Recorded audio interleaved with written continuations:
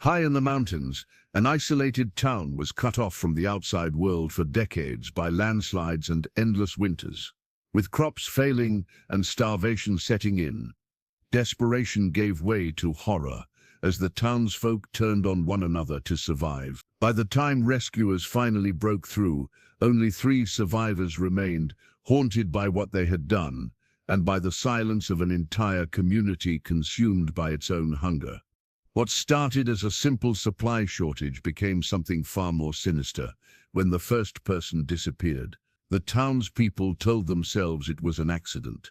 That old Henrik must have fallen into the ravine during a hunting trip.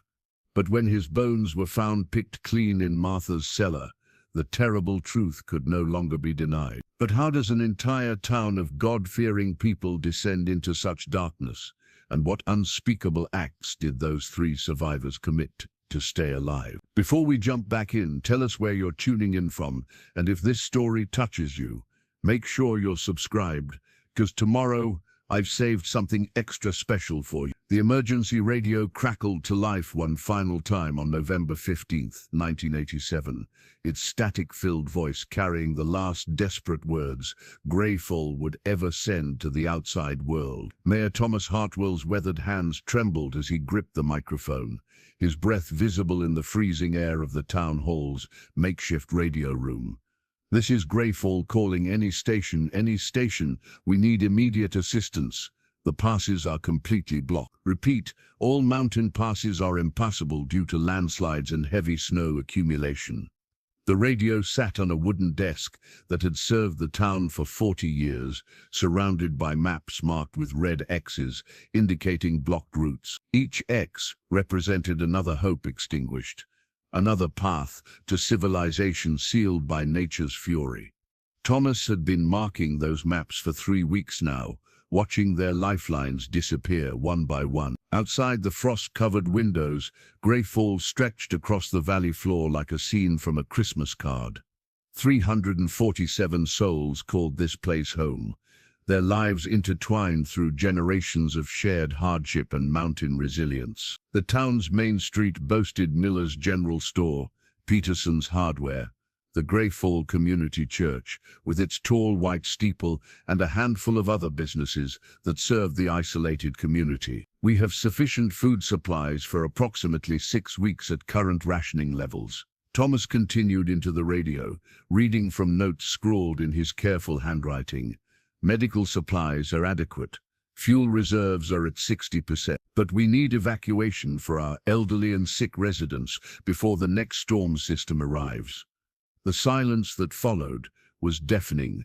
For 3 weeks, Thomas had maintained this routine, morning and evening radio calls, pleading with the outside world for rescue that never came. The state emergency services had promised help, but each day brought new reports of impassable roads and dangerous conditions that kept rescue teams at bay.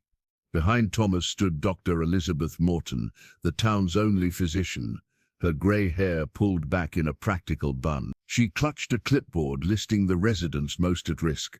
Elderly Mrs. Patterson with her failing heart, young Jamie Cooper with his chronic asthma, old Henrik Olsen whose diabetes required medication they couldn't manufacture in isolation. "The Weather Service is predicting another major storm system," Thomas broadcast, his voice growing more strained. "We're looking at potentially 3 more feet of snow by week's end. Our snow removal equipment is functioning, but we're running low on fuel for the plow."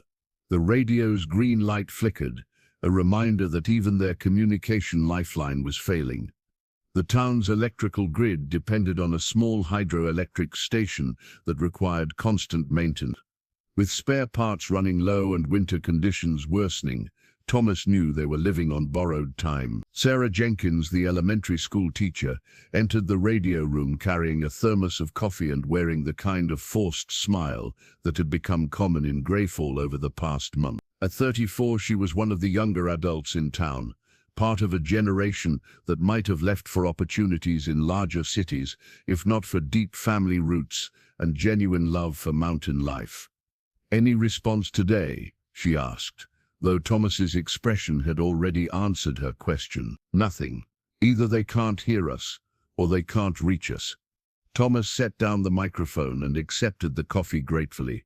How are the children handling things? Better than the adults, honestly. Kids are adaptable. We've turned the school into something of a community center, keeping everyone busy with lessons, games, crafts. Anything to maintain normalcy. Through the window they could see smoke rising from chimneys throughout the valley. Families were burning more wood than usual, trying to stay warm as temperatures dropped well below normal for November. The weathered faces of Grey Falls residents showed the strain of unexpected isolation, but also the stubborn determination that had built this community in the first place. Thomas picked up the microphone again, knowing this might be his last transmission before the radio finally failed. The emergency power generator was running low on fuel, and they needed to conserve what remained for essential services. This is Mayor Thomas Hartwell of Grey Falls, Colorado. Population 347. We are completely cut off by landslides on Highway 25 and the old mining road. Weather conditions are deteriorating rapidly. We will continue monitoring emergency frequencies, but our power situation is becoming critical. If anyone receives this transmission, please contact State Emergency Services. Tell them Grey Falls is holding on, but we can't hold on forever. He released the microphone button and stared at the silent radio. Somewhere out there, the world continued its daily routine. People driving to work, children playing in schoolyards, families gathering for dinner without wondering if there would be food tomorrow. But here in Grey Falls, 347 people faced the reality that they were truly, completely alone. Sarah Jenkins opened her leather-bound journal by candlelight, the familiar weight of the pen in her hand, providing comfort in an increasingly uncertain world. December 3, 1987, she wrote in careful script, though keeping track of dates had become more hope than necessity in their isolated existence. The community spirit remained strong. She continued writing, though the words felt forced even as her pen formed them. Today marks our third week since the last radio contact. Mayor Hartwell has organized us into work groups, some maintaining the generator, others managing food distribution, still others keeping the streets clear of snow. Outside her small apartment above Miller's store, she could hear the sounds of neighbors helping neighbors. The Peterson family was sharing firewood with the elderly Andersons. Mrs. Patterson, despite her weak heart, insisted on teaching the younger children how to knit mittens and scarves. The community church had become a second home for everyone, not just for Sunday services, but as a gathering place where people could share warmth and conversation. Sarah paused in her writing, listening to footsteps in the hallway. Miller and his wife were checking on residents, making sure everyone had enough blankets and that no one was burning furniture out of desperation. The older man had become something of a father figure to the younger families, his practical wisdom helping guide decisions about rationing and resource management. We've established a fair rotation system for the generator, Sarah wrote. Each family gets electricity for 2 hours daily, enough to run essential appliances and charge flashlights. Dr. Morton gets additional power for her medical equipment, which everyone agrees is necessary. The rationing had started voluntarily but had quickly become formalized under Thomas Hartwell's steady leadership. Each family received basic allowances of canned goods, flour, and preserved meats from Miller's store. The system worked because everyone trusted Thomas to be fair, and because they all understood their survival depended on cooperation. But Sarah noticed details she didn't write in her journal. The way conversations stopped when she entered rooms. The nervous glances between married couples when they thought no one was looking. The questions people asked about food supplies that went beyond casual curiosity. Christmas decorations still hung in store windows, though no one had bothered taking them down. The holiday had come and gone with subdued celebration, a community dinner in the church basement, carols singing by candlelight, small gifts made from available materials. The children had seemed almost normal during the festivities, but Sarah saw how their parents watched them with an intensity that spoke of fear rather than love. Henrik organized a hunting party today, Sarah wrote, describing the day's most significant event. 7 men went out with rifles, hoping to find deer or elk in the lower valleys. They returned empty-handed after 6 hours in bitter cold. Henrik says the animals have either migrated to warmer areas or are hibernating deeper than usual. The failed hunt had cast a shadow over the entire community. Fresh meat would have supplemented their dwindling supplies significantly, but more importantly, it would have provided hope that they could sustain themselves indefinitely if necessary. Instead, the empty-handed hunters returned with frost-bitten faces, and the grim news that the wilderness offered no salvation. Sarah set down her pen and walked to her window, looking out at the snow-covered street below. A few people moved between houses, their forms bundled against the cold. The streetlights had been turned off to conserve generator fuel, leaving only the warm glow from windows to illuminate the night.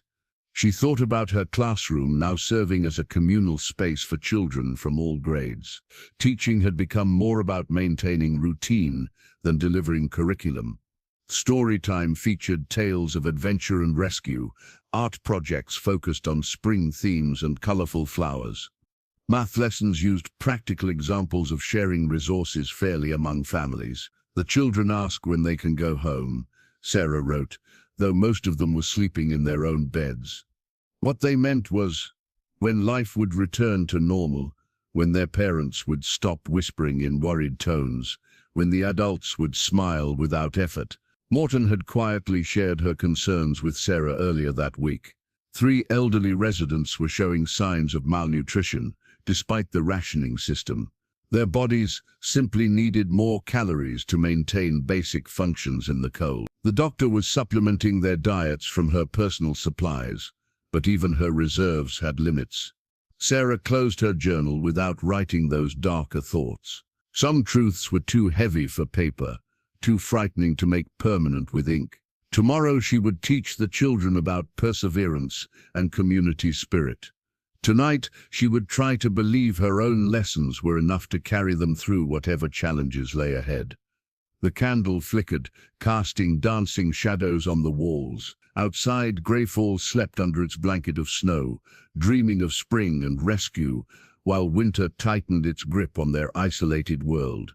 Miller's weathered hands shook as he turned the page in his store ledger, the numbers swimming before his tired eyes in the dim candlelight.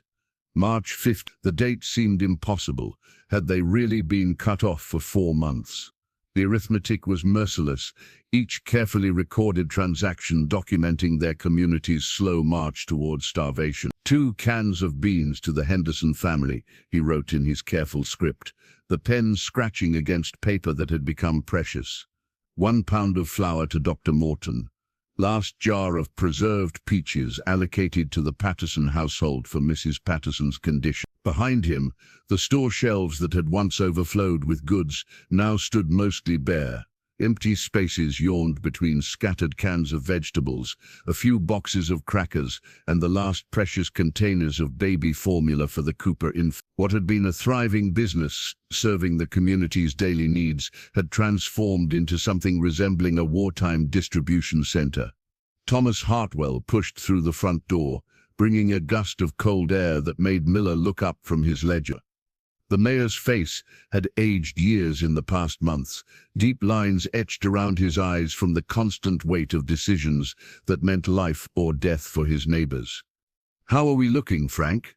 Thomas asked, though he already knew the answer from Miller's expression. 2 weeks, Miller replied, gesturing at his ledger. "Maybe 3 if we cut rations again and pray nobody gets sick enough to need extra nutrition." The words hung in the air like a death sentence. Both men had been doing this grim mathematics for weeks, recalculating their remaining supplies against the number of mouths to feed, always hoping their estimates were too pessimistic. They weren't. Through the store's front window, they could see Doc Morton making her daily rounds, her medical bag looking smaller and lighter than it had months ago. She'd been forced to stretch medications far beyond their recommended dosages, to make choices about which patients received priority care. Old Henrik Olsen had been asking for insulin more frequently as his diabetes worsened under the stress of limited food and constant cold. The hunting parties came back empty again, Thomas said, settling into the wooden chair Miller kept beside his counter for neighbors who needed to rest during shopping trips. 7 trips this week, not even tracks in the snow. Miller closed his ledger and walked to the store's back room, returning with a small canvas bag. Inside were seed packets, tomatoes, beans, carrots, lettuce, saved from last year's gardening supplies. Spring was still months away in the mountains, but both men had been thinking about the community garden project that might provide sustenance when their stored food ran out completely. Even if we get these planted as soon as the ground thaws, Miller said, holding up a packet of bean seeds, we're looking at months before any substantial harvest. And that assumes we have enough people healthy enough to do the planting and tending. The unspoken reality was darker than either wanted to acknowledge. 3 community members had died during the harsh winter months. 2 from pneumonia, 1 from a heart attack that might have been urgentable with proper medical facilities. Each death had meant 1 less person to feed, a terrible calculus that nobody discussed openly, but everyone understood. Sarah Jenkins entered the store, her usually bright demeanor subdued. As the teacher, she'd become the unofficial keeper of community morale, but even she couldn't hide the strain anymore. The children in her care were showing signs of malnutrition, less energy during lessons, more frequent complaints of hunger, clothes that hung loose on shrinking frames. The Peterson boy asked me today when the rescue trucks are coming, Sarah said, accepting a cup of weak tea Miller offered from his personal supply. I told him soon, but I'm not sure I believe it anymore. Thomas and Miller exchanged glances. The radio had been silent for weeks, their emergency power supplies finally exhausted.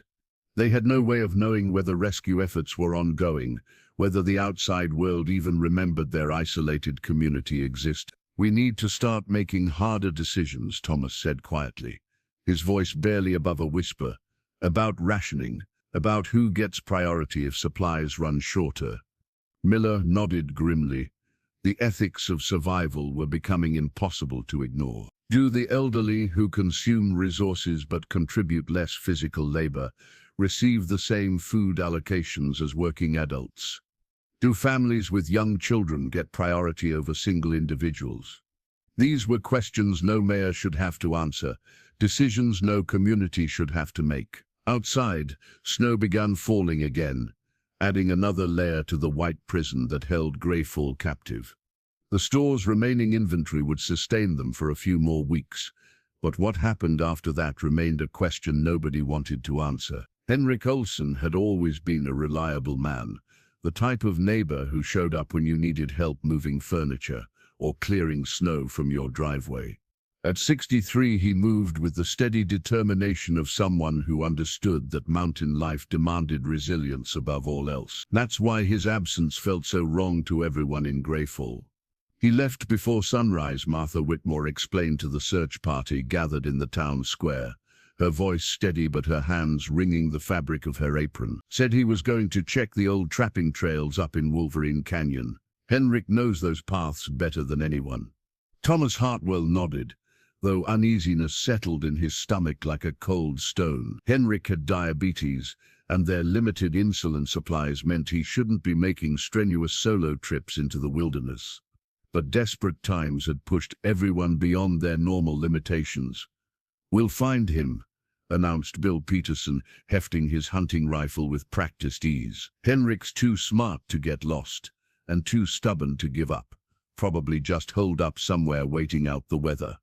The search party consisted of 8 men, nearly every able-bodied adult male left in Greyfall. They divided into pairs, each team taking different routes through the mountain passes that Henrik might have followed. The snow was deep but manageable, and fresh tracks were visible in several locations. Dr. Morton pulled Thomas aside before the search began. Henrik's been asking for extra insulin, she said quietly, her breath visible in the cold air. I've been stretching his doses, but his blood sugar has been erratic. If he's had an episode out there alone, Thomas understood. A diabetic crisis in the wilderness was essentially a death sentence, especially when rescue was hours away and medical supplies were limited. But they couldn't voice those fears to the search teams or to Henrik's wife, Anna, who waited at home with the kind of terrible patience that only military wives and mountain women truly understand. The first day's search yielded Henrik's tracks leading up the main trail toward Wolverine Canyon, but the trail disappeared where wind had scoured the exposed ridges clean of snow. The men returned at sunset cold and discouraged, but determined to resume at first light. Martha Whitmore appeared at Dr. Morton's clinic that evening, carrying a pot of soup she claimed was made from the last of her preserved vegetables. The doctor accepted it gratefully, noting how thin Martha had become over the winter months. Everyone in Greyfall was losing weight, but Martha seemed particularly gaunt, her clothes hanging loose and her cheeks hollow. "Any word about Henrik?" Martha asked, settling into the chair beside Dr. Morton's desk. "Nothing yet. The men will go out again tomorrow, weather permitting." Martha stirred her soup thoughtfully, her spoon making slow circles in the bowl. "It's terrible what this isolation is doing to people. The uncertainty, not knowing what's happening in the outside world, whether anyone's coming for us."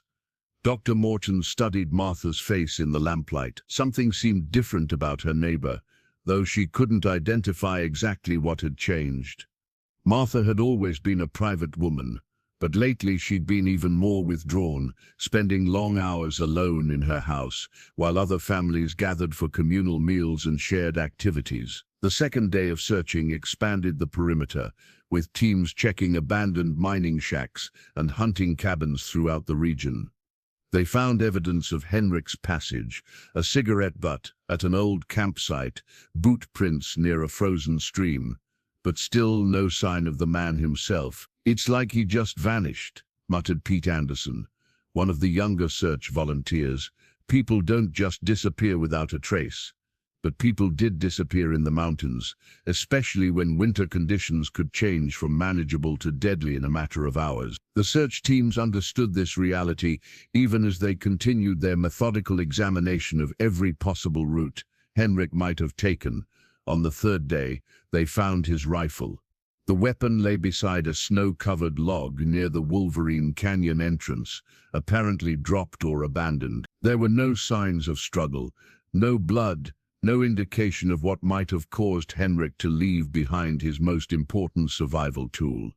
"This doesn't make sense," Thomas said, turning the rifle over in his hands. The weapon was clean, well-maintained, fully loaded. Henrik would never have abandoned it voluntarily, especially not in wilderness conditions where the rifle might mean the difference between life and death. The search continued for another 2 days, but everyone understood they were now looking for a body rather than a survivor. The mountain had claimed Henrik Olsen, adding another death to Greyfall's growing toll of isolation.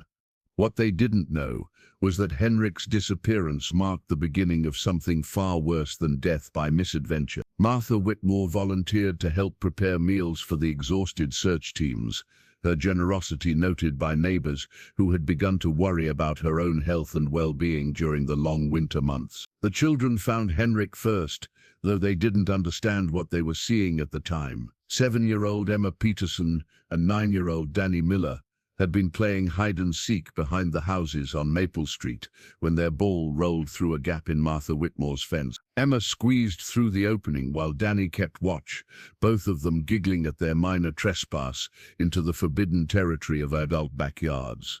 Emma's scream cut through the afternoon air like a knife, a sound so raw and terrified that every adult within 3 blocks came running. Danny found her standing frozen beside the entrance to Martha's root cellar, her small body shaking uncontrollably as she pointed at something in the darkness below ground. Thomas Hartwell was the first adult to reach them, followed closely by Dr. Morton and several neighbors. The children were quickly hustled away, but not before they'd seen enough to give them nightmares for whatever remained of their shortened lives. "Jesus Christ," whispered Bill Peterson, standing at the edge of the cellar entrance. The wooden doors that normally covered the storage space hung open, revealing stone steps descending into shadows that seemed deliberately concealing.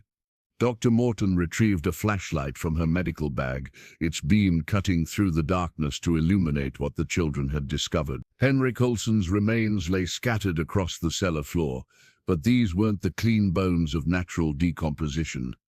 The flesh had been systematically removed, carved away with precision that spoke of deliberate human action rather than animal scavenging. Among the bones, Henrik's wedding ring caught the flashlight beam, the gold band still encircling the finger bone of his left hand. The sight was somehow more horrible than all the rest, this small symbol of love and commitment gleaming amidst the evidence of unthinkable violation. "Martha," Thomas called out, his voice tight with an emotion somewhere between rage and disbelief. "Martha, we need to talk." Martha Whitmore emerged from her house with the slow, deliberate movements of someone who knew the game was over. She wore her good Sunday dress and had pinned her grey hair back neatly, as if she'd been preparing for this confrontation. Her face showed no surprise at the discovery, only a weary resignation that made Thomas's skin crawl. "He was already dead when I found him," Martha said, her voice steady and matter-of-fact. "Frozen solid up near the old Peterson mine.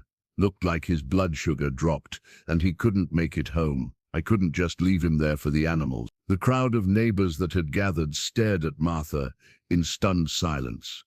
Her explanation made a horrible kind of sense. Henrik had been missing for a week, and the sub-zero temperatures would have preserved his body perfectly. But that didn't explain what they'd found in her cellar. "Martha," Dr. Morton said carefully, "what did you do with the body?" "What do you think I did?" Martha replied, meeting the doctor's eyes with defiant directness. "We're all starving, Elizabeth, all of us. You know it, I know it. Everyone knows it.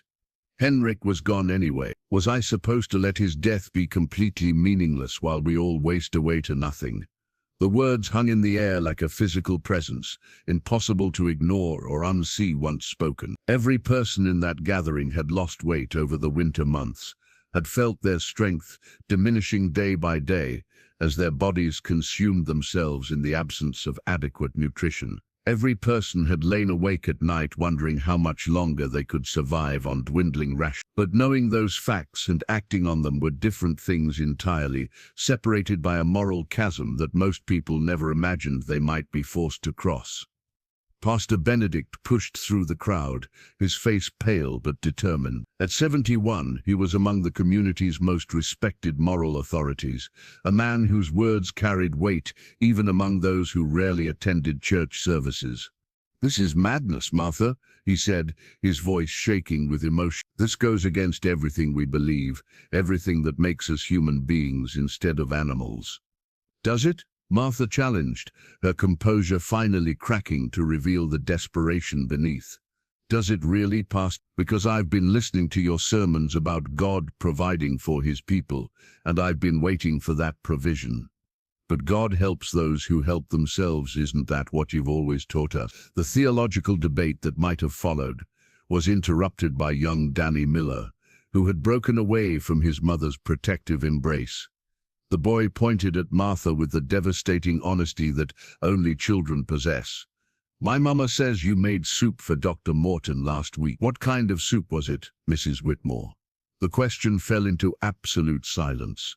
Dr. Morton's face went white as she remembered accepting Martha's generous gift, remembered commenting on the rich, unusual flavor of the broth.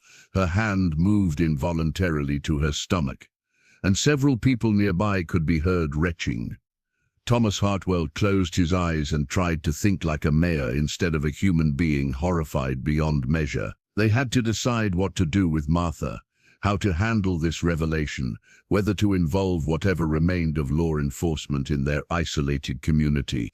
But mostly they had to decide what it meant that one of their neighbors had crossed the line they'd all been approaching without realizing it. The emergency town meeting convened that evening in the community church, the same building where these people had celebrated births and marriages, mourned deaths and prayed for salvation during decades of mountain living. Now they gathered to decide the fate of one of their own, and perhaps the moral fate of their entire community.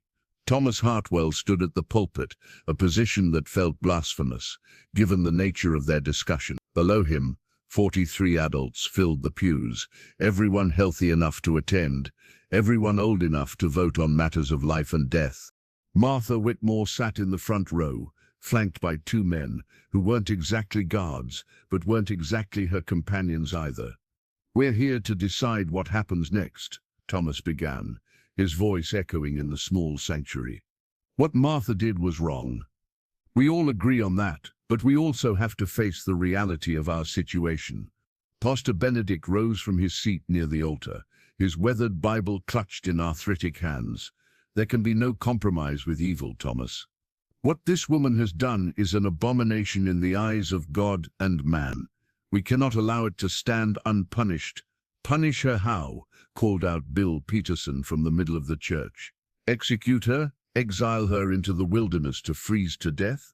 We're not savages, Pastor, despite what's happened here. The word savages hung in the air with particular weight, given the circumstances that had brought them together. How does civilized people respond to uncivilized acts when civilization itself has broken down around them? Morton stood slowly, her medical training giving her a unique perspective on their horrible situation. I need to say something, and I need everyone to listen carefully. We are all malnourished. Severely malnourished. Our bodies are consuming muscle tissue to survive. Our immune systems are compromised. Our judgment is impaired. She paused, letting the medical facts settle over the congregation like cold water.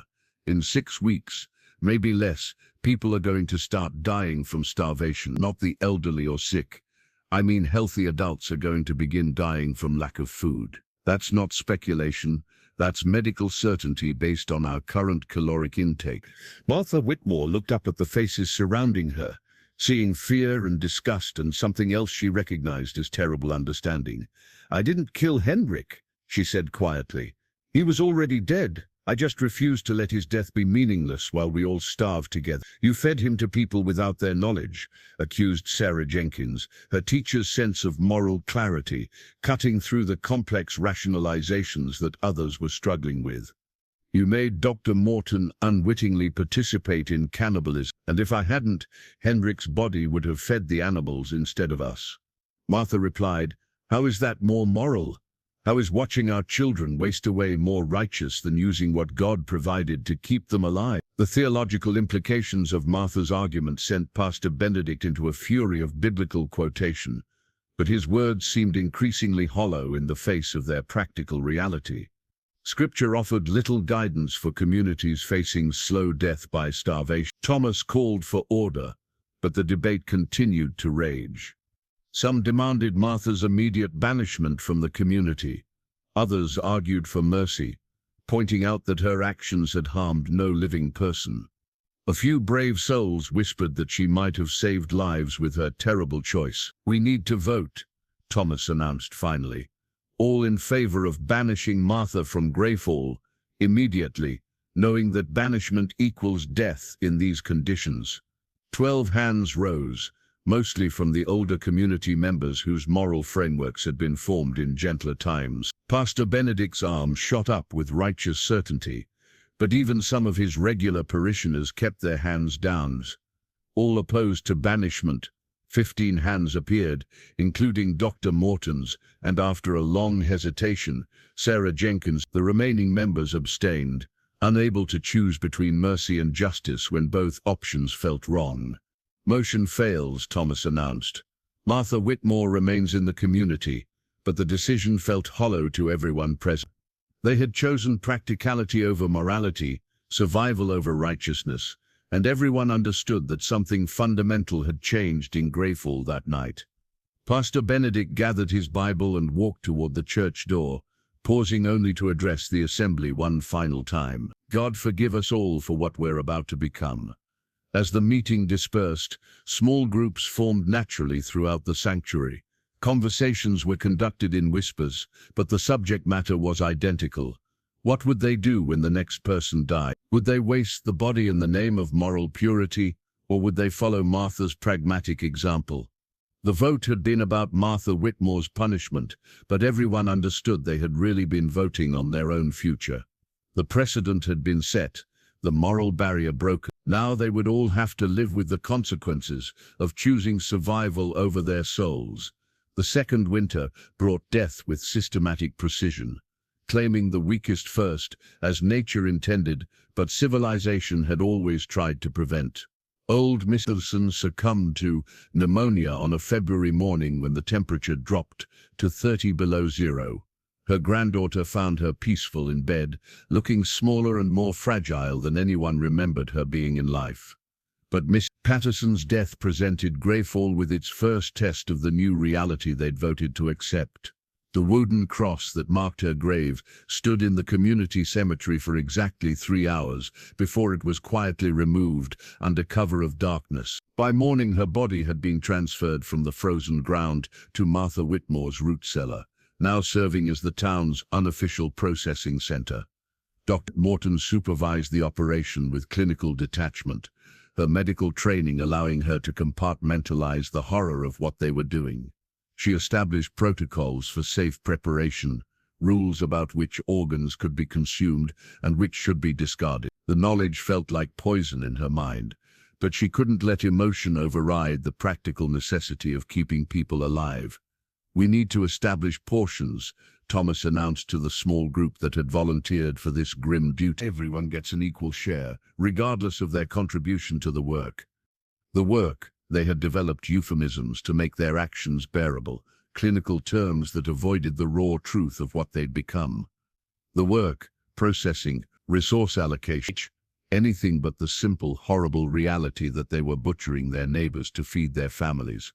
Frank Miller had volunteered his butcher shop for the more technical aspects of preparation. His experience with animal carcasses translated grimly well to human anatomy, though he insisted on working alone to spare others the psychological burden. Each morning he would arrive at his shop before dawn, complete his tasks in solitude, then distribute the results to designated families through a rotation system designed to spread both the benefit and the psychological weight. "The children can't know," Sarah Jenkins insisted during one of their planning meetings.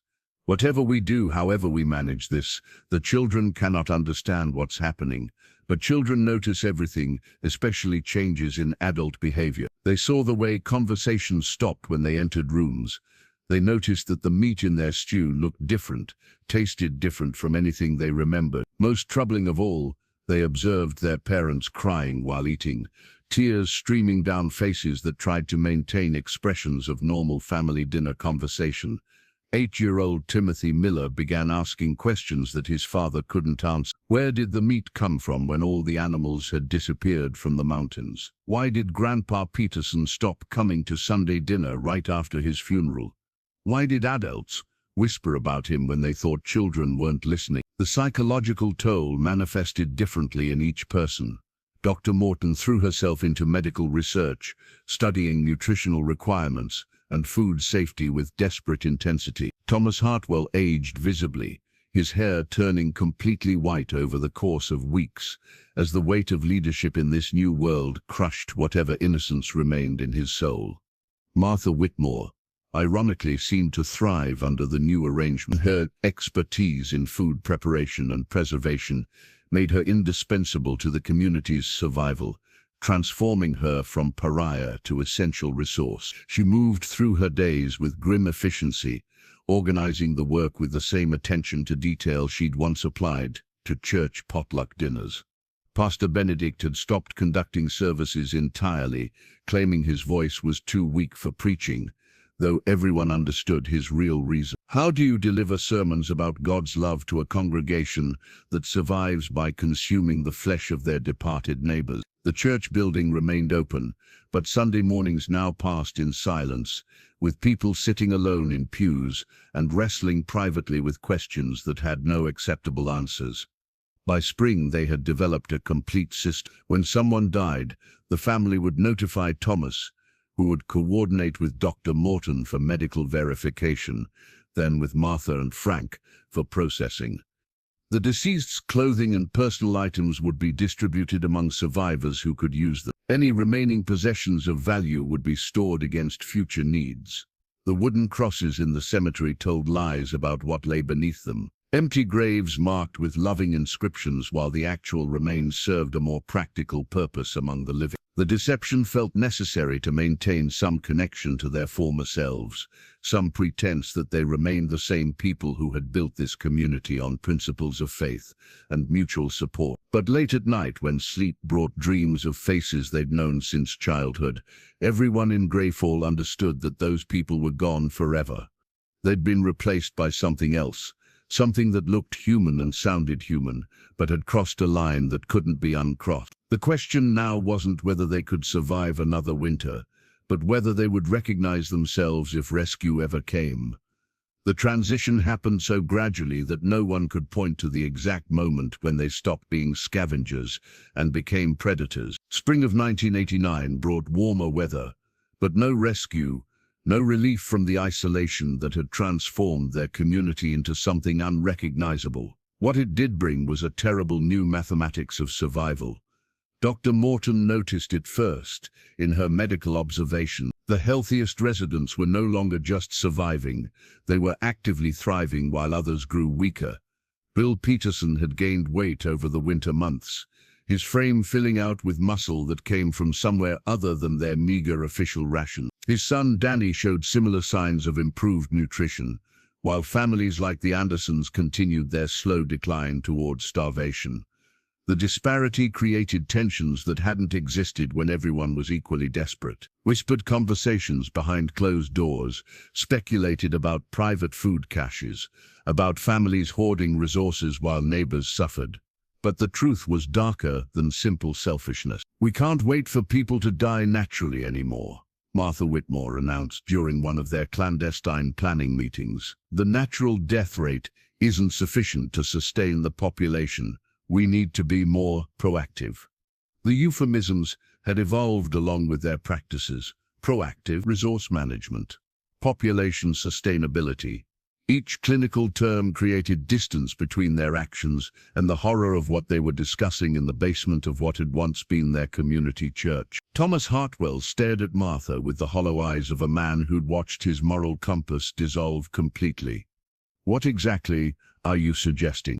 "I'm suggesting we acknowledge reality," Martha replied, her voice steady with the confidence of someone who'd already crossed every meaningful line. "The weakest members of our community are consuming resources without contributing equivalent value. From a purely practical standpoint, that's unsustainable." Dr. Morton understood the medical logic even as her conscience recoiled from it. The elderly and chronically ill required more calories to maintain basic bodily functions, but contributed less physical labor to community survival efforts. In normal circumstances, society protected its vulnerable members out of moral obligation, but these weren't normal circumstances. "We're talking about murder," said Frank Miller, though his voice lacked conviction. His own family had benefited from the current system, his wife and children showing none of the skeletal thinness that marked other households. "We're talking about triage," Martha corrected. "Medical professionals do it every day, deciding who gets limited resources based on likelihood of survival and benefit to the greater good. The first target was old Henrik Anderson, Martha's choice based on what she called practical consideration. At 76, Henrik consumed resources without contributing labor. His chronic arthritis made him unable to participate in essential community work. His wife had died the previous winter, making him socially isolated and less likely to be missed immediately. The method was Frank Miller's contribution, a slip on icy steps that could happen to anyone in mountain winter conditions. Henrik's body was discovered the next morning by neighbors who expressed appropriate shock and sadness. The funeral was brief but respectful, and Henrik's remains followed the same processing routine that had become standard practice. But Henrik Anderson hadn't died from accidental causes, and everyone who participated in the planning knew it. They had crossed from opportunistic cannibalism to premeditated murder, from desperate survival to calculated predation. The second death came 3 weeks later. Mary Patterson, Henrik's elderly neighbor, succumbed to what Dr. Morton officially recorded as heart failure, brought on by malnutrition and stress. The medical evaluation was technically accurate. Mary's heart did stop beating. What the record didn't include was Frank Miller's late-night visit to her home, or the pillow that had accelerated her transition from life to resource. By summer's end, Greyfall's population had dropped to fewer than 200 residents. The official cause of death in most cases was listed as complications from malnutrition, exposure, or chronic medical conditions exacerbated by their isolation. The reality was that the strongest members of their community had begun systematically eliminating the weakest. Children were largely spared, though not from mercy. Children represented future survival potential, breeding stock for rebuilding their population if rescue ever came. The very young and very old, however, became targets of opportunity when community leaders decided their caloric consumption outweighed their practical value. Thomas Hartwell tried to maintain some semblance of democratic process, calling for votes on the most difficult decisions, but the votes had become formalities, rubber stamps on decisions already made by the small group that controlled food distribution and had the physical strength to enforce their choices. The kitchen knives in Greyfall grew sharper that summer, maintained with the careful attention once reserved for farming tools. They served dual purposes now: food preparation and what Martha euphemistically called resource transition. The distinction between the two functions had blurred beyond recognition, much like the distinction between neighbor and prey. Little Emma Peterson still carried her toy soldier everywhere, the small plastic figure clutched in fingers that had grown thin as twigs. At 9 years old, she had witnessed things that no child should see, though the adults around her worked desperately to maintain the illusion that life in Greyfall remained somehow normal. Sarah Jenkins gathered the remaining children in what had once been the school gymnasium, though classes had long since become exercises in distraction rather than education. 12 children remained from the original 47 who had started the school year before the isolation began. The others had succumbed to the harsh conditions, though Sarah tried not to think too carefully about which deaths had been natural and which had been accelerated by adult decisions. "Today we're going to talk about heroes," Sarah announced, her voice carrying forced brightness that fooled no one. "Who can tell me what makes someone a hero?" 10-year-old Danny Miller raised his hand eagerly, though his movements lacked the energy that had once characterized childhood enthusiasm. "Heroes save people," he said, "like firefighters and police officers." "That's right," Sarah agreed, though the words felt hollow in her mouth. There were no firefighters coming to save them, no police officers to restore order to their disintegrating community. The children were living through a situation that had no heroes, only survivors and victims. Timothy Miller, Frank's youngest son, spoke up from the back of the group. "My dad says some heroes have to make hard choices that other people don't understand." The 8-year-old's words carried an adult weight that chilled Sarah to her bone. These children had been forced to grow up too quickly to witness adult fears and moral compromises that should have remained hidden from young eyes. They'd seen their parents cry while eating dinner. They'd noticed that certain neighbors stopped appearing at community gatherings without adequate explanation. Most troubling of all, they'd begun to accept these disappearances as normal parts of their isolated existence. Emma Peterson approached Sarah after the other children had been dismissed for their afternoon rest period. The little girl's toy soldier had lost one arm, the plastic limb broken off during some forgotten play session, but she continued to carry it everywhere like a talisman against the growing darkness of their world. "Miss Jenkins," Emma said quietly, "why don't the grown-ups eat with us anymore?" The question cut straight to the heart of Sarah's own growing unease. Adult mealtimes had become private affairs, conducted behind closed doors with conversations that stopped whenever children appeared. The communal dinners that had once brought the community together had been replaced by secretive gatherings that excluded anyone too young to understand the terrible practicalities of their survival. "Adults sometimes need to discuss boring grown-up things while they eat," Sarah explained, hating herself for the lie even as she spoke it.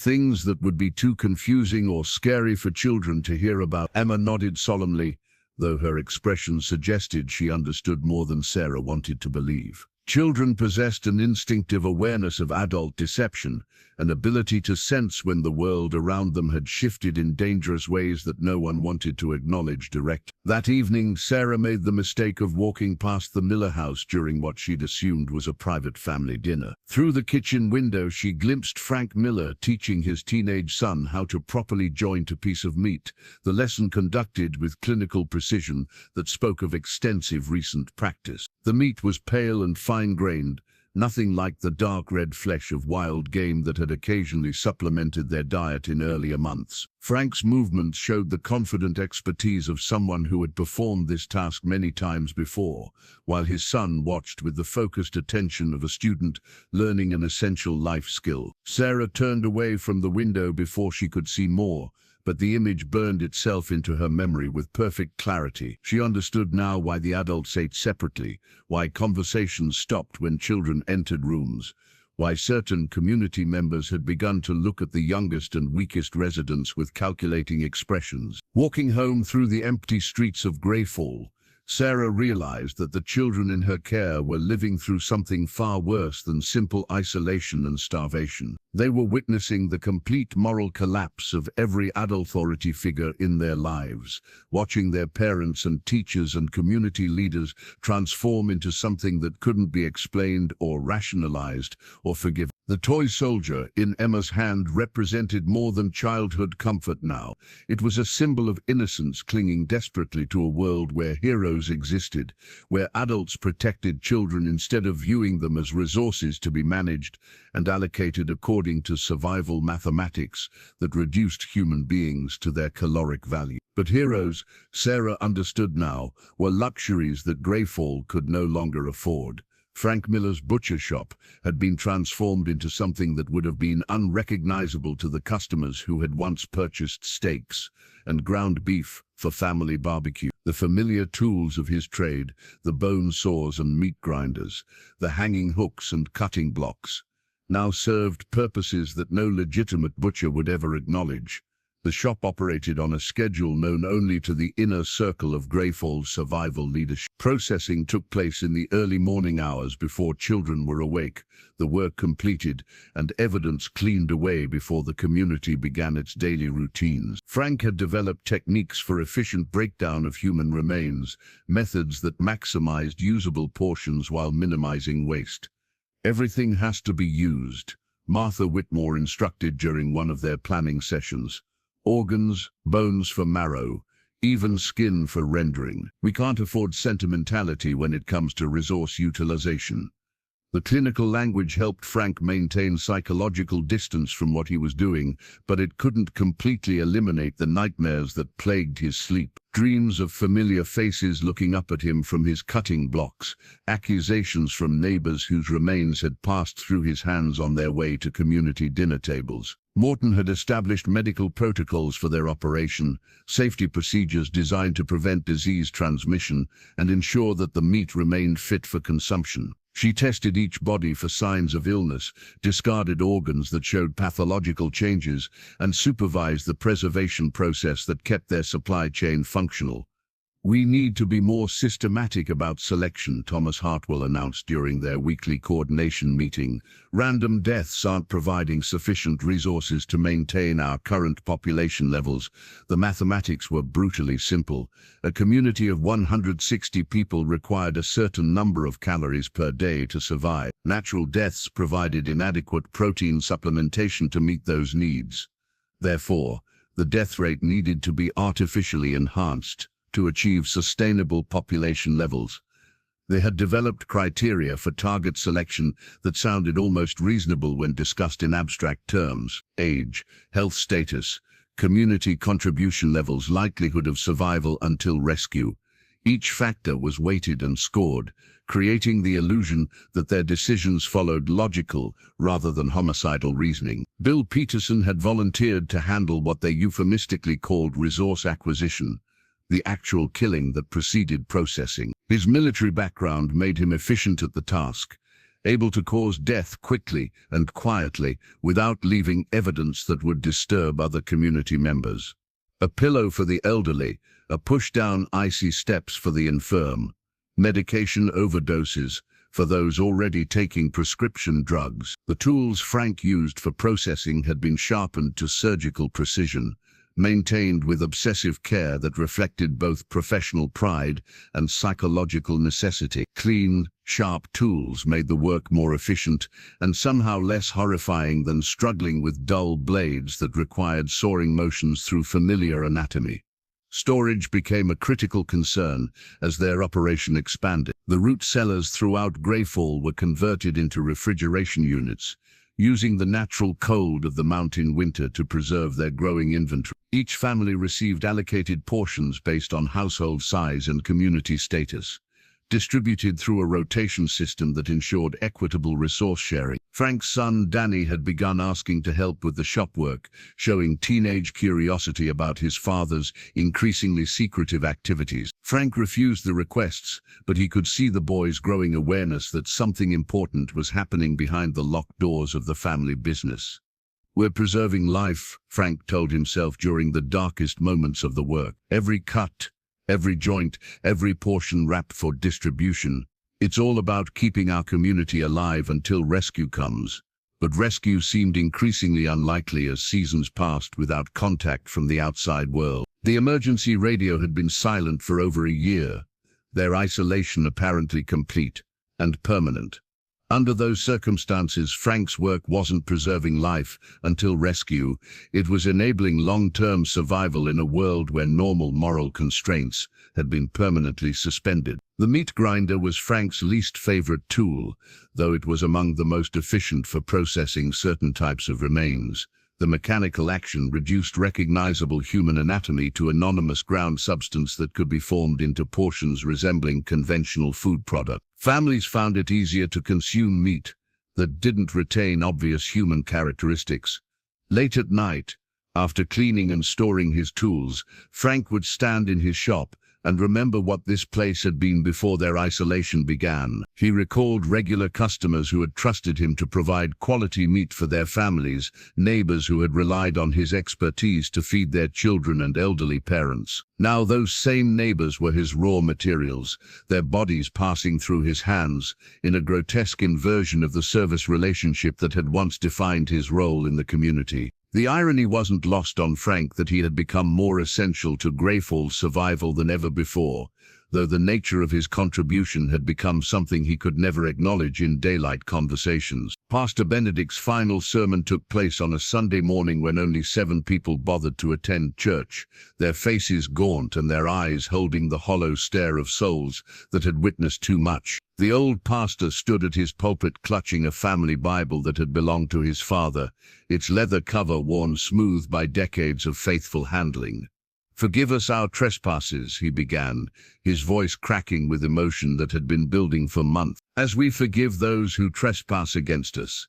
The familiar words of the Lord's Prayer felt like blasphemy in his mouth now, hollow syllables that mocked everything he'd spent his life believing. How do you ask forgiveness for sins that continue daily, for trespasses that have become necessary for survival? How do you lead a congregation that has collectively abandoned every moral principle your faith was built upon? Martha Whitmore sat in the front pew, her presence both defiant and somehow appropriate, given her role as the architect of their community's transformation. She listened to Benedict's words with the patient attention of someone waiting for him to finish, so real business could resume. "The scripture tells us that man does not live by bread alone," Benedict continued, though his voice grew weaker with each word.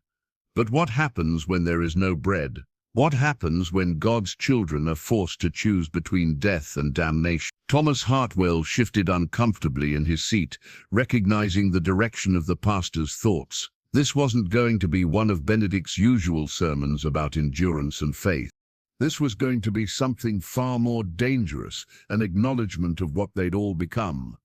"I have struggled with these questions every day since our isolation began," Benedict said, his hands shaking as he gripped the pulpit. "I have searched the scriptures for guidance, for some precedent that might help us understand how faithful people could find themselves in such circumstances." The Bible pages rustled as Benedict opened to passages he'd marked with trembling hands during sleepless nights of theological crisis. Passages about survival, about necessary sins, about the difference between God's perfect will and God's permissive will in a fallen world. The children of Israel ate manna in the wilderness, he read aloud. God provided for them in their time of need, but we have received no manna. No ravens bring us meat. No oil multiplies in our jars. We have been left to provide for ourselves by whatever means available. Dr. Morton recognized the dangerous territory Benedict was entering. Religious justification for their cannibalistic practices would make them easier to bear psychologically, but it would also make them harder to abandon if rescue ever came. Once convinced that God approved of their actions, the community might never return to conventional moral behavior. The book of Leviticus forbids the consumption of blood. Benedict continued, his voice gaining strength as he warmed to his theological argument. But Leviticus also commands us to preserve life above all other considerations. When these commandments come into conflict, which takes precedence? Frank Miller's teenage son Danny listened with the focused attention of a young person trying to understand adult complexities that seemed to shift daily. The pastor was suggesting that their community's practices might not be evil after all, that their survival might actually represent God's will being worked out through desperate circumstances. I believe, Benedict announced with sudden conviction, that God has tested us like Job, stripping away everything comfortable and familiar to see what remains in our hearts. And what remains is the will to preserve life, not just our own lives, but the life of our community. The theological framework Benedict was constructing would have been horrifying to his former self, the young minister who had come to Greyfall believing in absolute moral standards and the clear distinction between right and wrong. But that young minister had never faced starvation, had never watched his congregation slowly dying while resources remained available in the most unthinkable form. "We are not murderers," Benedict declared, his voice rising with passionate certainty. "We are shepherds of life, preserving what can be preserved so that something of our community survives until deliverance comes." The sermon concluded with a prayer that asked for blessing on their food, their families, and their continued survival. The words were traditional, but everyone present understood the deeper meaning. Benedict was asking God to bless their cannibalistic practices, to sanctify the meat that would appear on their tables that evening. After the service, Benedict removed his clerical collar and laid it on the altar beside his father's Bible. He would never preach again. Never attempt to provide spiritual guidance to a community that had moved beyond the reach of conventional Christianity. His final act as pastor had been to give his congregation permission to commit sins that no previous generation of Christians had ever needed to rationalize. The church building would continue to serve the community, but not for worship. Its basement had already been converted to storage for processed meat, its kitchen adapted for preparation of meals that could never be blessed by any legitimate religious authority. The family photograph had been torn deliberately, a jagged rip separating the Henderson family from the Millers and Coopers, who had once shared their dinner table during happier times. Sarah Jenkins held the damaged picture in trembling hands, studying faces that had looked so innocent when the photo was taken 3 years earlier, during the community's summer picnic. Now only 37 people remained alive in Greyfall, and they had coalesced into 3 distinct family groups that viewed each other with suspicion and barely concealed hostility. The Hendersons controlled the northern section of town, including the generator and most of the remaining fuel supplies. The Miller-Cooper alliance dominated the southern area and Frank's critical butcher shop operations. The third faction, led by Martha Whitmore and including several single adults and elderly survivors, occupied the central district around the church and town hall. "We need to discuss territorial boundaries," Thomas Hartwell announced during what would be their final community meeting. "The current arrangement isn't sustainable with resource conflicts escalating." The euphemisms had evolved again. Resource conflicts meant armed confrontations over who had the right to claim bodies when community members died. Territorial boundaries meant dividing Greyfall into hunting grounds, where each family group could operate without interference from competitors. Bill Peterson, now the unofficial leader of the Henderson faction, leaned forward with the aggressive posture of a man accustomed to getting his way through intimidation. "My family controls the power generation. Without us, everyone freezes. We deserve priority access to any new resources that become available."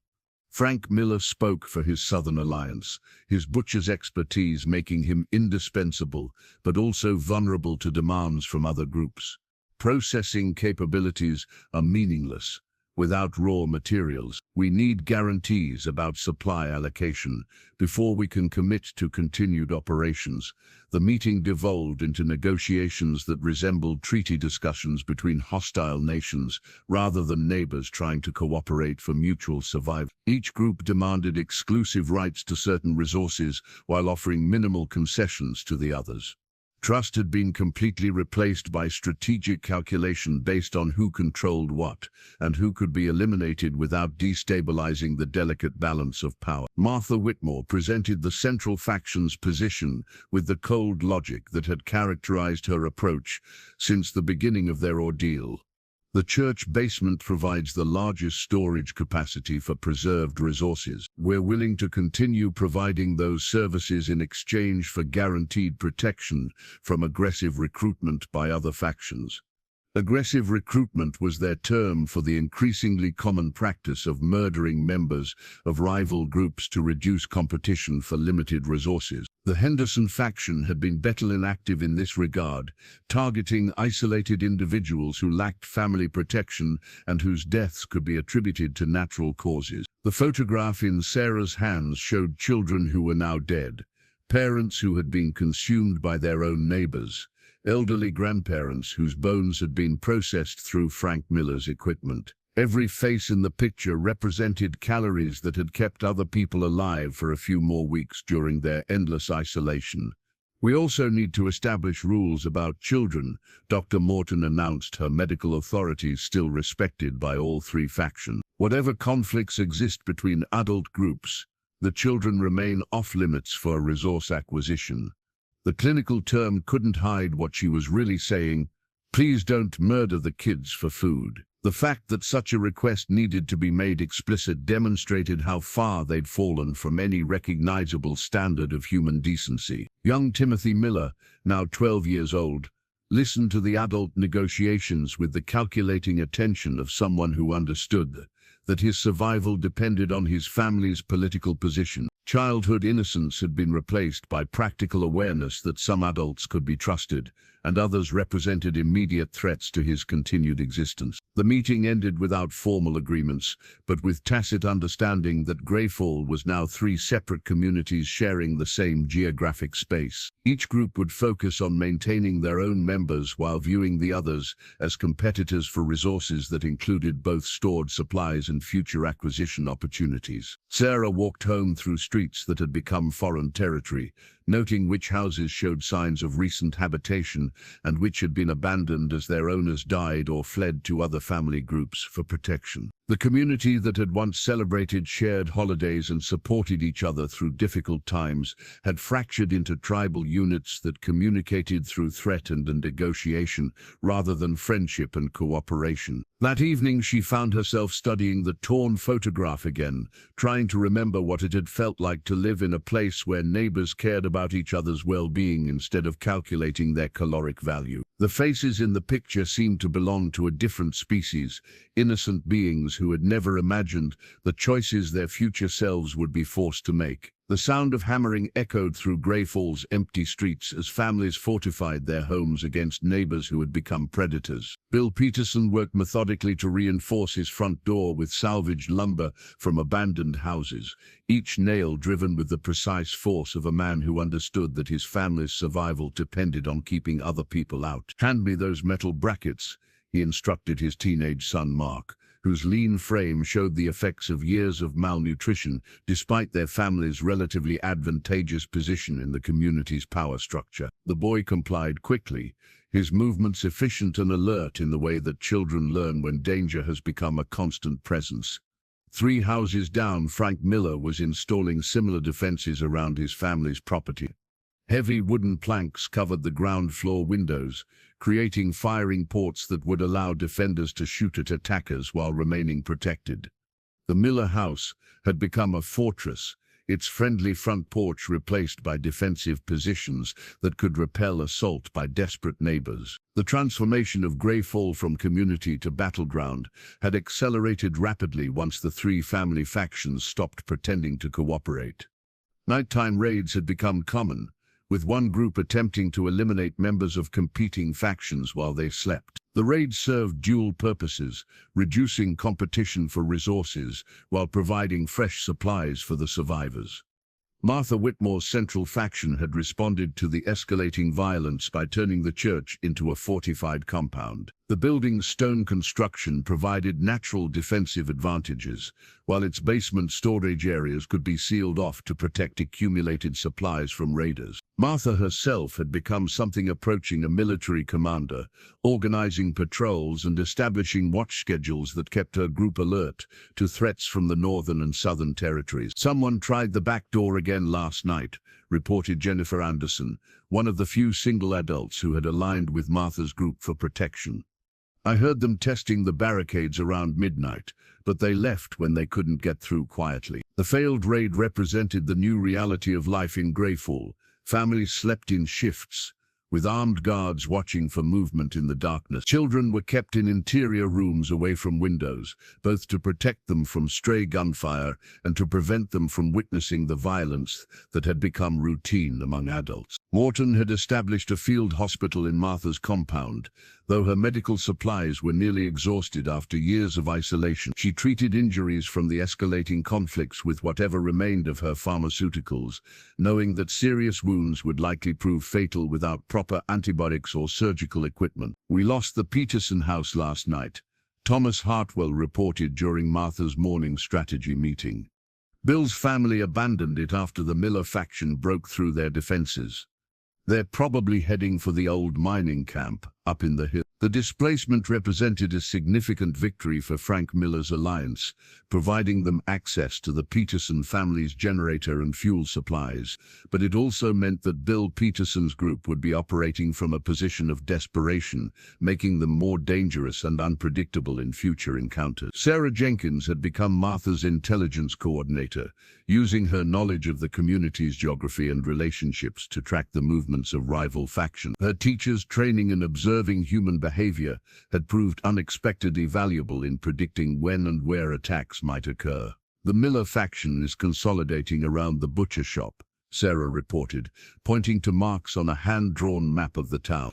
"They've abandoned 3 houses on the eastern edge to concentrate their defenses around their most critical asset."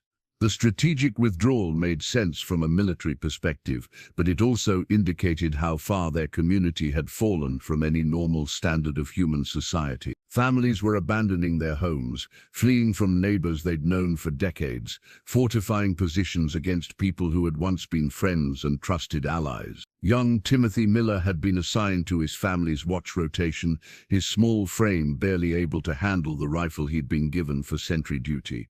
At 12 years old, he was considered old enough to kill other children if they approached his family's territory with hostile intent. The boy's transformation from innocent student to armed defender represented everything that had gone wrong in Greyfall.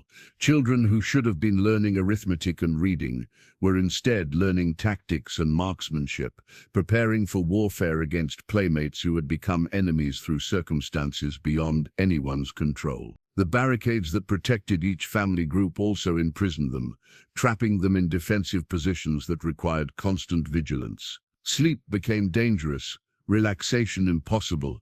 Every sound outside could represent an approaching attack. Every shadow might conceal an enemy trying to breach their defenses. Windows that had once offered pleasant views of neighbors' gardens now served as firing positions for repelling human assault. Doors that had welcomed visitors now stood barricaded against former friends who had become threats to survival.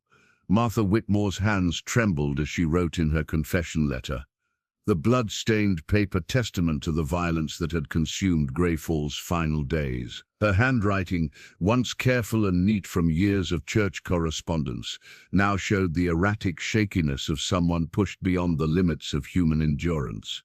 "To whoever finds this record," she began, the pen scratching across paper that had been salvaged from abandoned houses. "What follows is the true account of how 8 people became 3. And how neighbors who had shared meals and celebrated holidays together became hunters stalking each other through empty streets. The final hunt had begun when the Miller faction launched a coordinated assault on Martha's church compound, their desperation driven by dwindling food supplies and the mathematical certainty that winter would kill whoever remained weakest when spring arrived. Frank Miller led the attack with military precision, using his knowledge of the building's layout to breach defenses that had protected Martha's group for months. "Frank came through the basement window at dawn," Martha wrote, her memory of the attack still vivid despite the trauma that had followed. "He brought his son Danny and 2 other men, all armed with hunting rifles and kitchen knives sharpened to razor edges. They knew we kept our supply cache in the church basement." The battle for the church had lasted 6 hours, a brutal close-quarters conflict that left 3 people dead and the building's interior destroyed by improvised explosives made from propane tanks and whatever chemicals could be found in abandoned houses. Morton had died defending her medical supplies, shot through the chest while trying to prevent the raiders from accessing medications that meant the difference between life and death for injured survivors. "Elizabeth Morton was a good woman," Martha continued writing, her pen pausing as emotion threatened to overwhelm her narrative discipline.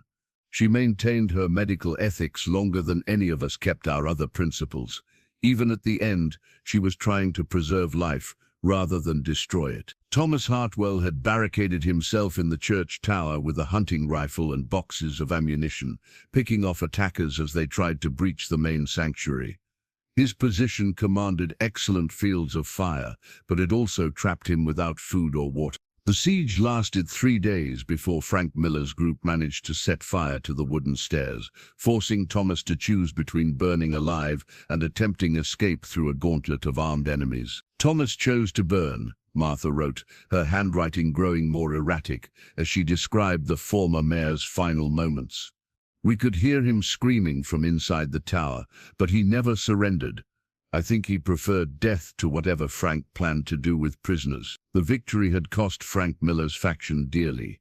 His son Danny took a rifle bullet through the shoulder, an injury that became infected within days due to the complete absence of antibiotics or proper surgical supplies. 2 other members of his assault team died from wounds sustained during the church battle, leaving Frank with a Pyrrhic triumph that eliminated competitors while reducing his own group's strength. Bill Peterson's faction had used the church battle as an opportunity to launch their own attack on the Miller compound, correctly calculating that Frank's forces would be weakened and distracted by their assault on Martha's group. The simultaneous warfare reduced Greyfall's population to single digits in a matter of days, with survivors scattered among fortified positions that had become isolated islands in a sea of destruction.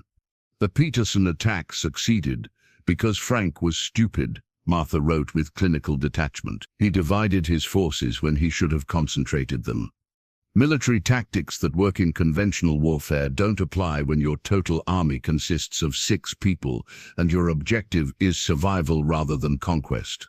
The aftermath had been an aura that defied rational description. Bodies lay unburied throughout the town, too dangerous to approach because rival factions might use recovery efforts as opportunities for ambush. The remaining survivors were trapped in their defensive positions, unable to venture out for supplies without exposing themselves to sniper fire from competitors. By the time winter ended, only 8 of us remained alive, Martha continued, her confession becoming a chronicle of systematic elimination driven by starvation and paranoia.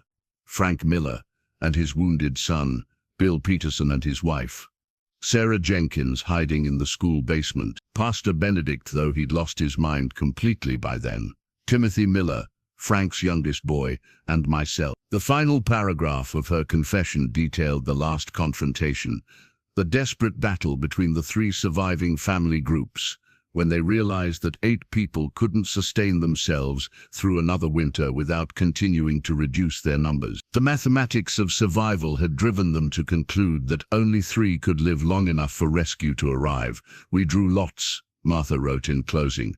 "It seemed more civilized than murder." The silence in Greyfall had become absolute, broken only by the wind moving through empty houses and the occasional creak of settling timber. Martha Whitmore walked the deserted streets each morning, her footsteps echoing off abandoned buildings like gunshots in a cathedral. The town had become a mausoleum, its population reduced to 3 survivors, who moved through their daily routines like ghosts, haunting a place that had died long before they had. Pastor Benedict sat in the ruins of his church, surrounded by empty pill bottles that had once contained antidepressants, salvaged from Dr. Morton's medical supplies. At 73, he had survived through a combination of luck and the fact that his theological crisis had rendered him essentially invisible to the warring factions. While others fought for resources and territory, Benedict had retreated into madness, speaking to congregants who existed only in his fractured memory. "The children need their Sunday school lesson," he announced to the empty sanctuary, his voice carrying the authority of a man who still believed he was leading a thriving community. Emma Peterson asked about the story of Jonah and the whale. Such a bright girl, always curious about God's mysterious ways. Martha watched Benedict from the church doorway, noting how his delusions had become a form of mercy. His mind had rejected the reality of their situation, creating an alternative world where the community still existed, where families still gathered for worship, where children still asked innocent questions about Bible stories. The madness was horrible, but it was also a gift. Benedict would never have to confront the full horror of what they'd all become. Young Timothy Miller had established his living space in what had once been his family's butcher shop, surrounded by the tools and equipment that had transformed their community from civilization to cannibalism. At 14, he was the youngest survivor, but also perhaps the most psychologically damaged, having witnessed his father's systematic murder of neighbors and participated in the processing of human remains. Timothy spoke to himself constantly, maintaining conversations with family members who had died during the final battles. His mother, killed during the church assault. His older brother Danny, who had succumbed to infection after being wounded. His father, Frank, who had drawn the losing lot and been executed by the other survivors according to their agreed-upon protocol. "Dad says the meat needs to be turned today," Timothy announced to Martha during one of her visits to check on his welfare. "The preservation won't hold if we don't maintain proper rotation schedules." The meat Timothy referred to was their remaining supply of processed human flesh, stored in root cellars throughout the town and carefully rationed to extend their survival until rescue arrived. The system his father had established continued to function even after Frank's death, a testament to the efficiency of their cannibalistic operation. Martha herself had developed elaborate routines designed to maintain some semblance of normalcy in an utterly abnormal situation. Each morning she would walk to Miller's store and conduct inventory of their remaining supplies. Each afternoon she would check the preserved meat stores and adjust rations based on consumption rate. Each evening she would sit in her kitchen and write in her confession journal, documenting their daily survival for whoever might eventually discover their story. The 3 survivors rarely interacted directly, their psychological states too fragile to handle extended human contact. They existed in parallel isolation, sharing the same geographic space, but living in separate realities constructed from memories, delusions, and desperate attempts to maintain sanity in circumstances that had destroyed every normal coping mechanism. Benedict's daily sermons continued in the empty church, his voice carrying theological discussions with parishioners who had been dead for years. He blessed imaginary communion wine and distributed phantom bread to congregants who existed only in his fractured consciousness. The ritual provided structure to his days and meaning to his survival that reality could no longer supply. Timothy's conversations with his dead family members grew more elaborate over time, entire dialogues about butcher shop operations and meat processing techniques. He maintained his father's equipment with obsessive precision, keeping knives sharp and surfaces clean for work that would never again be necessary.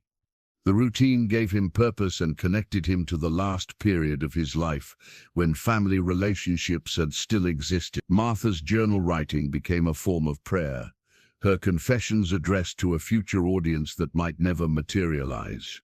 She documented their daily survival with clinical precision, recording consumption rates and psychological observations with the detached tone of a scientist studying specimens rather than fellow human beings. The empty medicine bottles around Benedict represented their collective attempts to chemically manage the psychological trauma of their situation.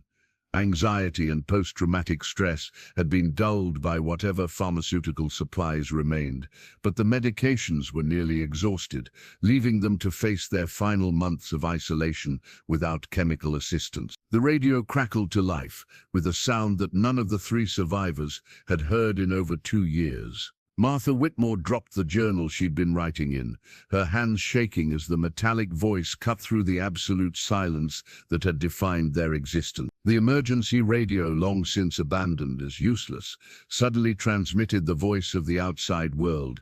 "This is Colorado Search and Rescue Team Alpha, calling Greyfall. We have visual contact with the town.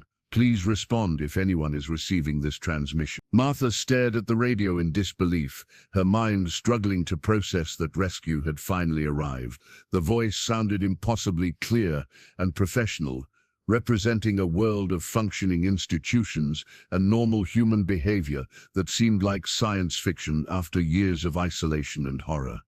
"Greyfall, this is search and rescue.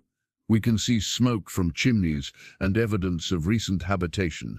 Please respond on emergency frequency if you can hear this message." The rescue team had approached Greyfall from the south, following old mining roads that had finally become passable after 8 years of blocked mountain passes. Their convoy consisted of 3 vehicles equipped for wilderness rescue operations, staffed by paramedics and emergency personnel trained to handle isolated communities affected by natural disasters. Team leader Captain James Rodriguez had expected to find survivors in various states of malnutrition and psychological distress, but nothing had prepared him for the ghost town they discovered. Houses stood empty with doors hanging open, possessions scattered in yards as if families had fled in panic. Most disturbing were the burned buildings and obvious signs of violence: bullet holes in walls, barricades made from furniture, defensive positions that suggested warfare rather than natural disaster.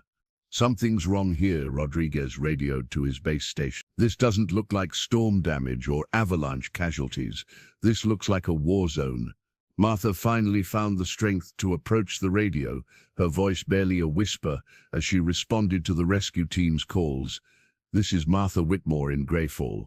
3 survivors. We need immediate evacuation and medical assistance."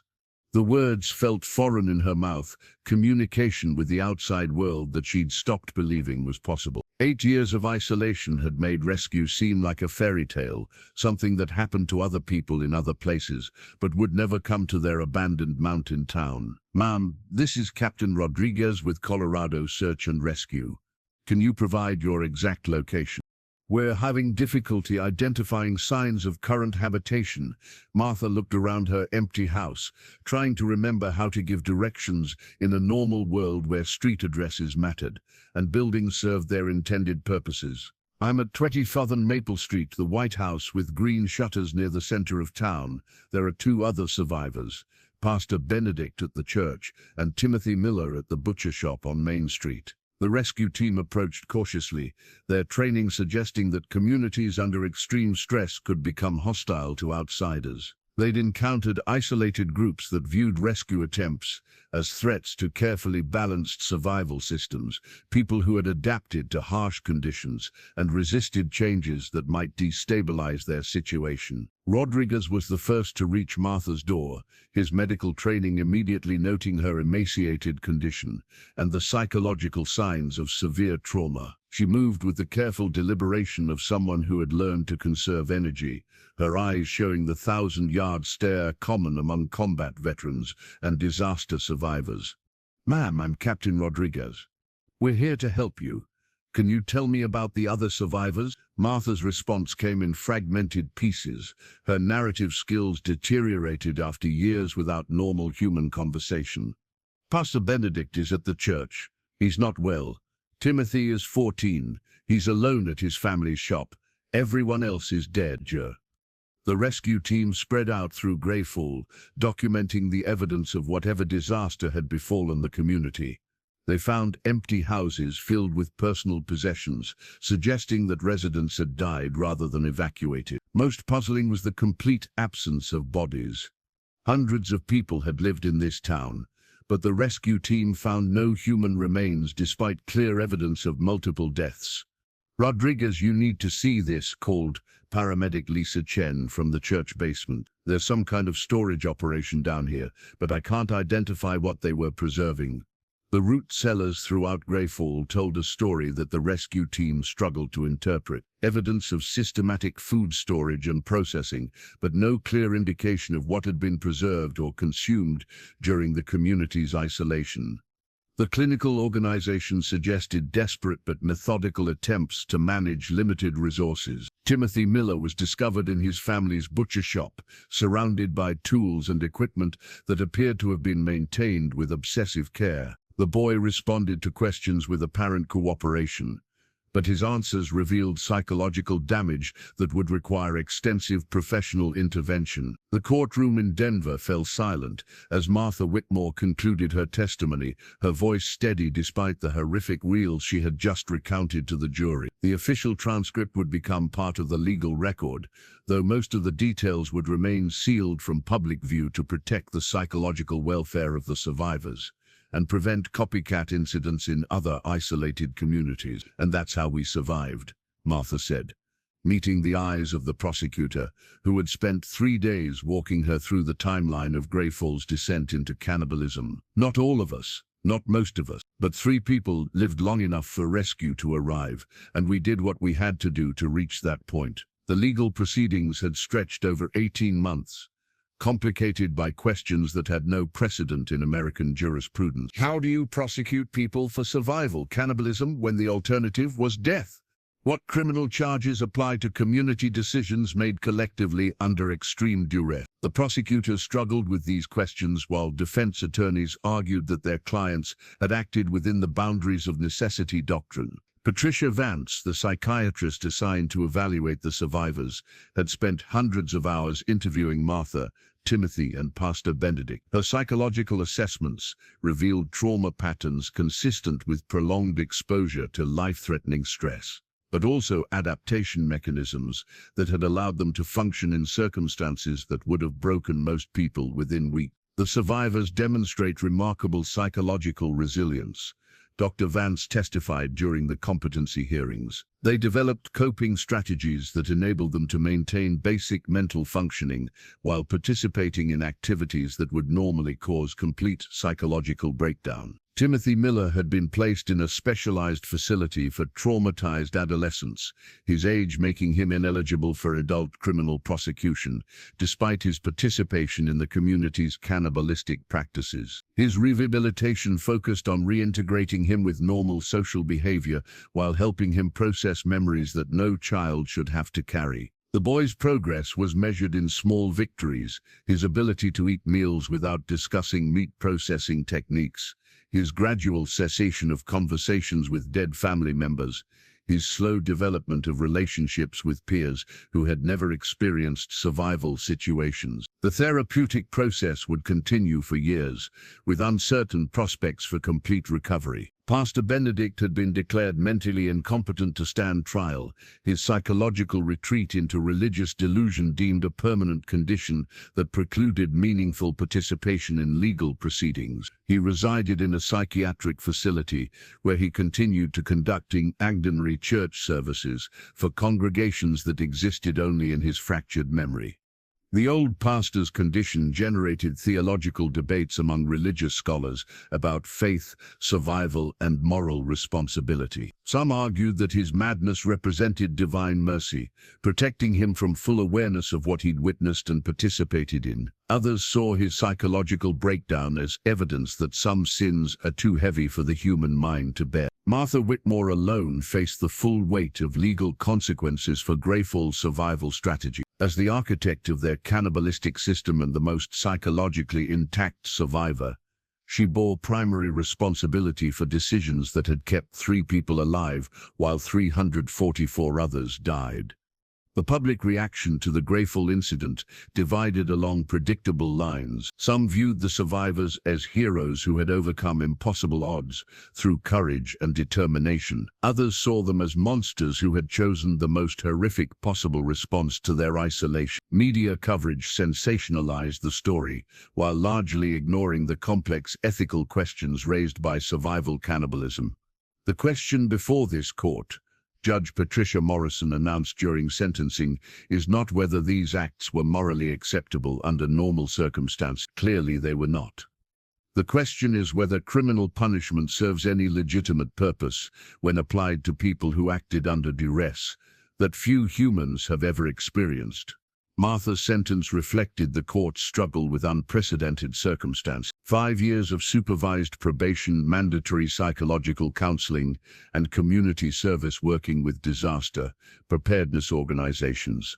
The punishment acknowledged wrongdoing, while recognizing that traditional criminal justice models didn't apply to survival situations. 10 years after rescue, Martha lived quietly in a small apartment in Colorado Springs, her identity protected by court order and witness protection protocols. She worked as a volunteer with emergency preparedness groups, sharing hard-won knowledge about community resilience and disaster response planning without revealing the full extent of her experience. Late at night, when sleep brought unwelcome memories of faces she'd known since childhood, Martha would wonder whether they'd truly survived at all. The 3 people rescued from Greyfall bore the names and physical forms of community members, but their souls had been transformed by experiences that separated them permanently from normal human society. The question that haunted all 3 survivors was whether preservation of life justified abandonment of humanity itself, and whether people who cross certain moral lines in the name of survival remain recognizably human when the crisis ends.